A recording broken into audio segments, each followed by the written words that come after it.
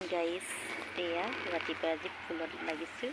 এয়া আগতে মই এনেকৈ ৰুই দিছিলোঁ যে এতিয়া ধুনীয়া হৈছে, এনেকৈ গ্ৰ' হৈছে। এয়া হ'ল প্লেন কেনেকুৱা লাগিছে জনাবচোন, ধুনীয়া হৈছে। আৰু এইটো কিন্তু আজি দিছোঁ, আজি ৰাতিপুৱা ফুলতে লাগি আছোঁ মানে এইটো আজি দিছোঁ এনেকৈ ৰুই, আৰু এইটো এনেকৈ ৰুই দিলোঁ আজি, মানে বেলেগ আছিলে আৰু মানে এইকেইটা আছিলে, এইকেইটা নমাই দিলোঁ যিহেতু। তাৰপিছত এয়া এটা এনেকৈ মানে বটলটো ধুনীয়াকৈ হেৰি কৰি মইতো মানে ফুটা কৰি লৈছোঁ আৰু তলতো ফুটা কৰা আছে।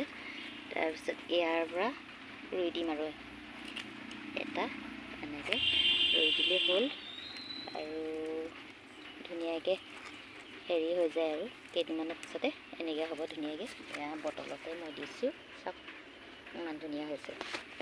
আপোনালোকে এনেকৈ হেৰি কৰিব পাৰে, জাপ ফুল ভাল লাগে মানে ৰুই, মোৰতো বহুতেই ভাল লাগে, সেইটো কাৰণে মই এনেকৈ ৰুই থাকোঁ। টানি দিলোঁ ধুনীয়াকৈ। ইয়াত চাওক মই কেনেকৈ লগাই থৈছোঁ, হ'লেও ইমান ধুনীয়া হৈছে, কাৰণ ইয়াত বেলেগ একো সাৰ দিয়া নাই, অকল গোবৰ আৰু মাটি, তেনেকৈ পানী বৰষুণ পাই আছে, যিহেতু বৰষুণ ধুনীয়া হৈছে।